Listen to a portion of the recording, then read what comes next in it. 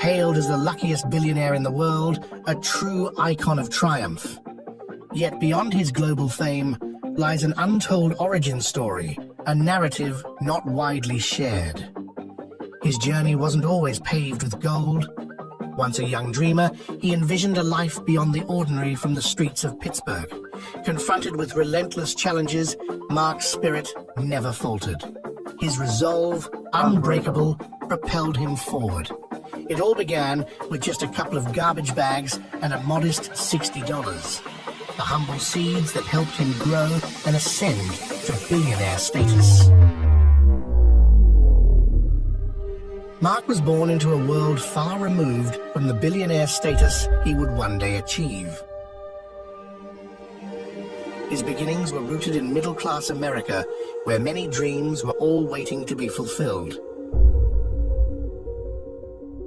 As a young boy, Mark's playground was the floor of his father's shop. He earned $5 a day for sweeping away the remnants of a day's labor. Mark's father worked 12 hours a day, 6 days a week. Often too exhausted to do anything else, he would pass out for the rest of the day. I want you to see this because I don't ever want you to do what I do.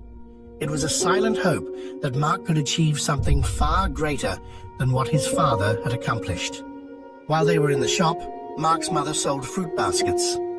No one in his family was a successful entrepreneur, but that didn't stop Mark from learning. For every book he finished, his parents rewarded him for his efforts. $1 for every 100 pages he read. Knowledge quickly became a currency for Mark that could be obtained through reading, a skill that would pull him out of his middle-class family and straight onto the road to becoming a millionaire in the years to come.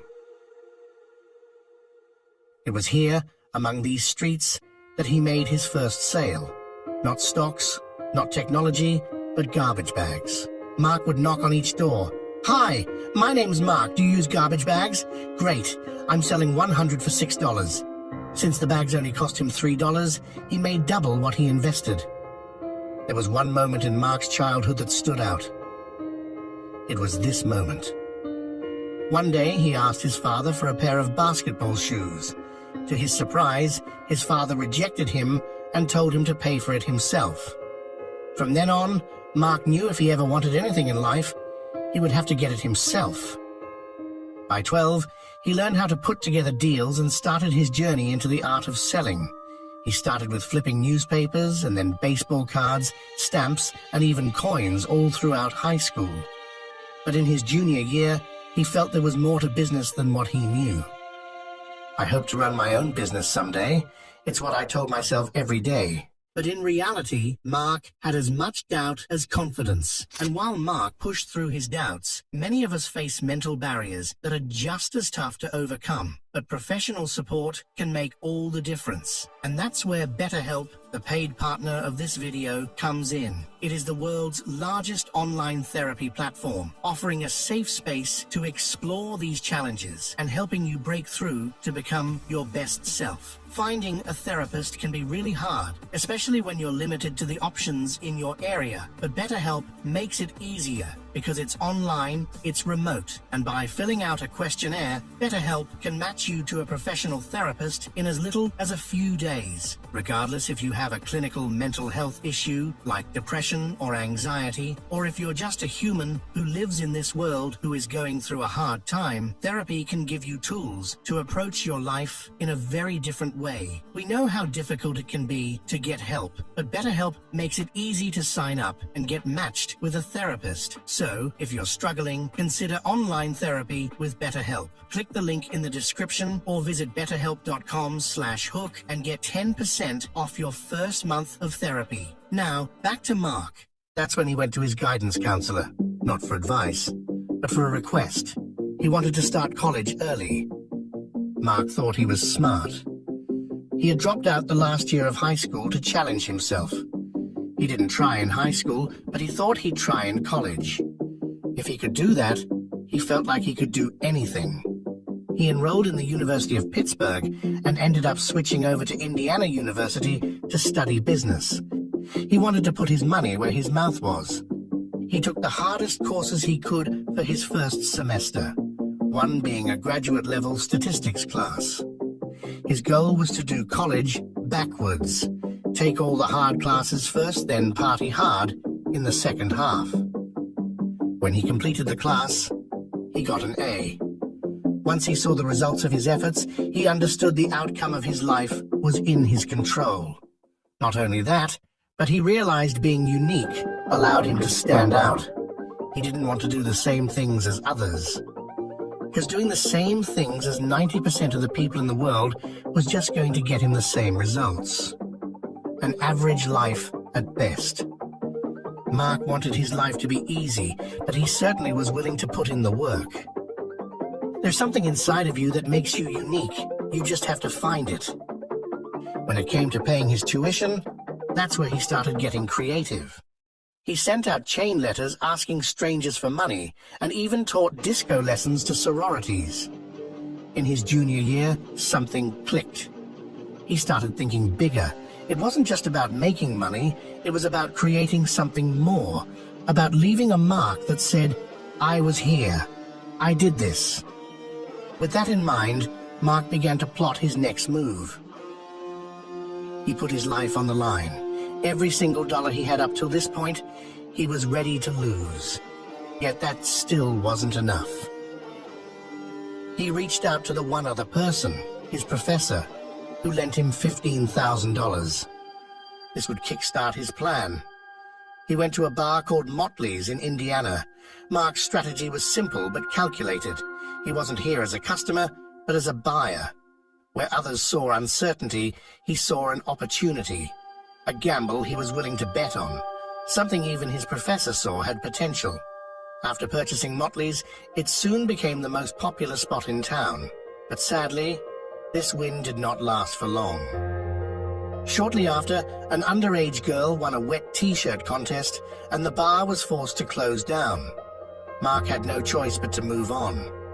Because once he had a taste of success, he knew exactly what he was after. After graduating, Mark moved back home and started working for Mellon Bank. His job was to computerize old system manuals. Most of his colleagues were happy to just have a job, but Mark wanted more. He began writing notes to the CEO, sharing his ideas on how the bank could make more money. In the end, all he got was a thank you letter in return. If he couldn't make any changes at the top of the ladder, maybe he ought to start at the bottom. Mark shifted his focus and started a mentorship club where senior executives could help young employees. He also started working on a newsletter that tracked project updates. But when his boss found out, he was furious. He told Mark he needed approval from him and even threatened to crush him. That's when Mark realized he had to quit. When he did, he started working for Tronics 2000. His job was to sell franchises in the TV repair industry. He found it frustrating. Calling TV repair shops trying to explain the value of franchising wasn't easy. But I learned how to cold call and not to be afraid of going through the phone book. Mark eventually learned how to get the job done by an industry veteran. They didn't talk much about the company or the industry, but after a few meetings, he gave Mark his honest feedback. Look, Mark, I don't think you're going to be around here for long. You should start looking for another job. Mark only lasted in that job for 9 months.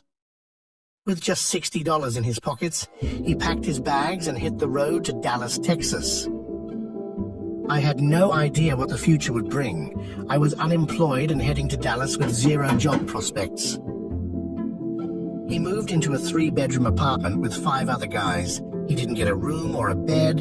He had the floor and the couch. His diet consisted of mustard and ketchup sandwiches. Things were bad, but Mark was motivated to do something he loved. He just wasn't sure what that was yet.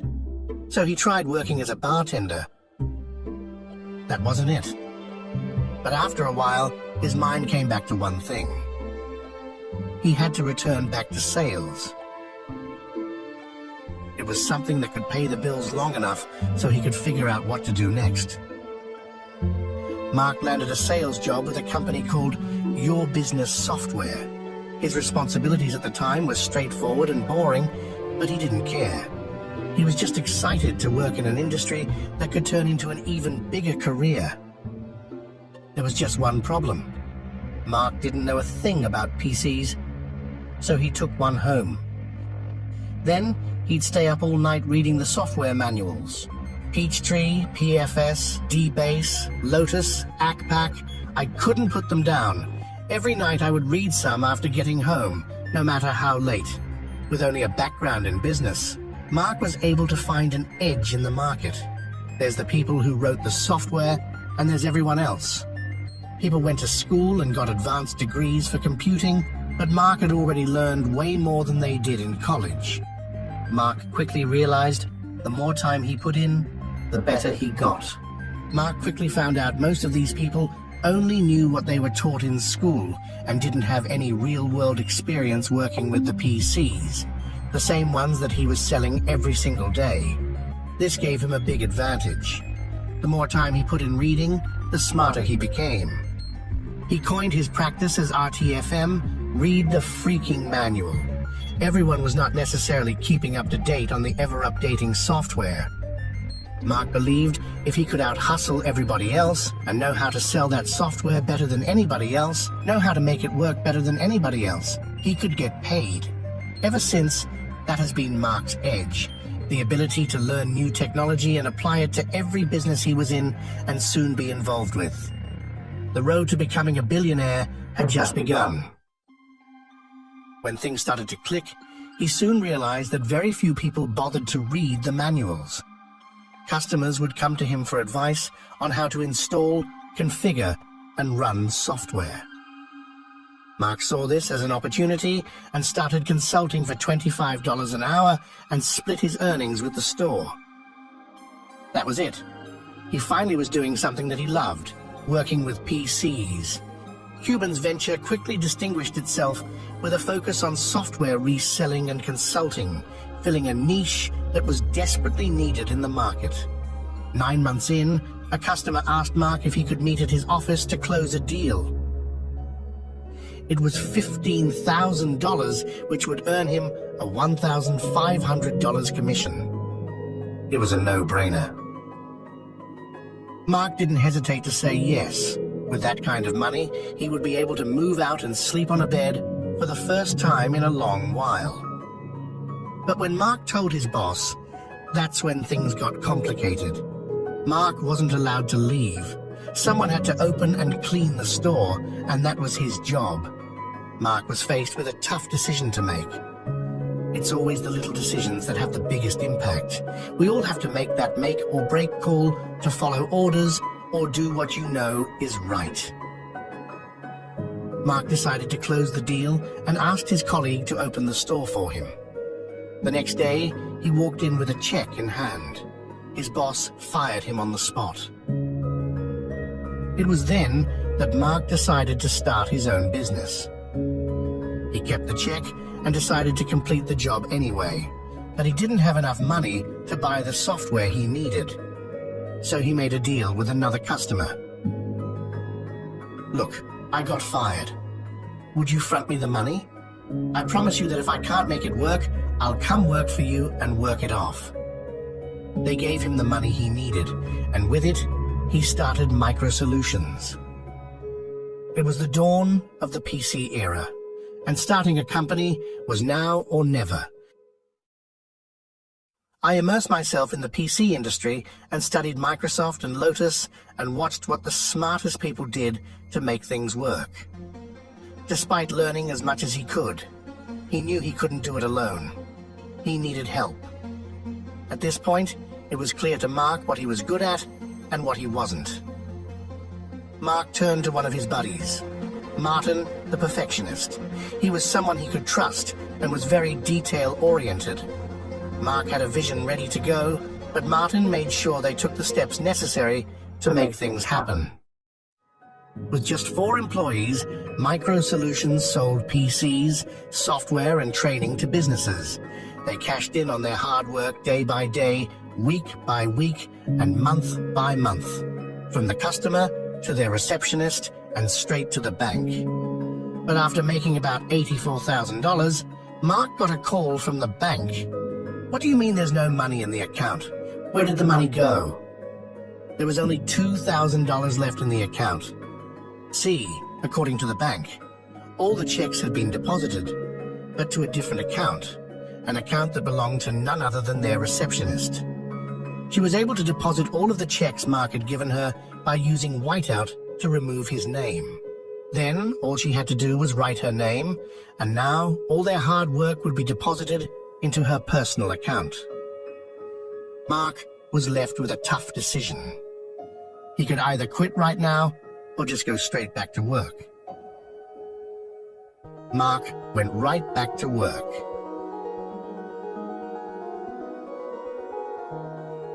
One day, Mark had to drive down to a store in Austin, Texas, to pick up a PC part. When he arrived, he sat down with the owner, and they ended up talking for hours. "I remember telling him, dude, I think we're both going places." That dude was Michael Dell. Mark's prediction proved to be right. After expanding his services by setting up local area networks and reselling products, Micro Solutions generated $30 million in revenue. Eventually, it was sold to CompuServe, a subsidiary of H&R Block, for $6 million. At this time, Mark decided it was time to retire. He bought a lifetime pass on American Airlines and flew around the world to visit as many countries as possible. But 5 years later, he came out of early retirement to take a chance on a new business. Because the only thing after becoming a millionaire is to become a billionaire. The internet had just started firing up, and Mark's knowledge in computer networking from Micro Solutions gave him an edge yet again. Mark came up with a business idea, a way to listen to a sports game from anywhere around the world. He had the skills, he just had to figure out how to put them to use. That's when Mark joined a new industry, streaming. Mark launched AudioNet, a streaming service that allowed anyone around the world to listen to sports games across their 126 servers. Initially, it started as audio streaming, but Mark had bigger dreams. He didn't just want to listen, he wanted to see the games. That's what gave birth to Broadcast.com. Technology was one of Mark's strengths. He also knew sales was another. But he also realized a lot of his success also had a component of luck to it. It was about being at the right place at the right time. But it's not just about being there doing the right thing. You had to be prepared. So that when luck meets opportunity, you could execute without fear, without doubt. There's no looking back. Forward is your only path. I'm going to the BBC, Billionaire Boys Club.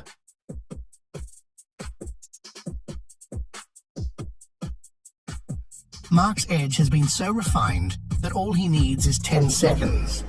In 10 seconds, Mark could know all about a business. This speed allowed him to cut through the layers and pinpoint red flags and underlying issues. Broadcast.com turned out to be a goldmine. It was one of the first websites bringing live events to a global audience with just a click. From Victoria's Secret fashion show to countless sporting events. Broadcast.com was set to change how the world consumed media, setting the stage for Cuban's billion-dollar journey. 3 years after launching, Broadcast went public.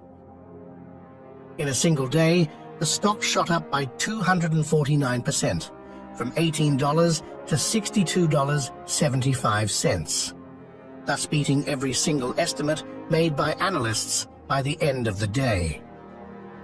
Merely a year after its IPO, Yahoo acquired Broadcast.com for $5.7 billion in stock, marking one of the biggest acquisitions of the dot-com era. This deal didn't just secure Mark Cuban's status as a tech visionary, it catapulted him into the billionaires club. It doesn't matter how many times you strike out. To be a success, you only have to be right once. One single time, and you are set for life.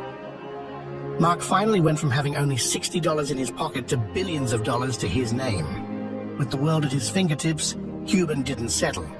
Instead, he leveraged his fortune and fame to explore new horizons, from owning the Dallas Mavericks to becoming a beloved Shark Tank investor.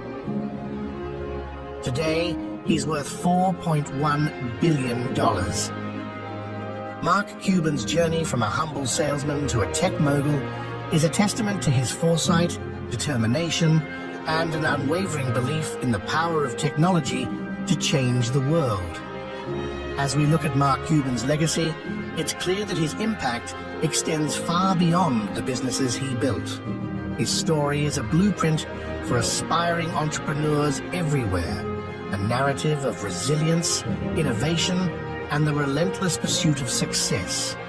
This is the story of Mark Cuban, the luckiest billionaire in the world. And remember, if Mark can do it, so can you. So dream big, work hard, and break boundaries.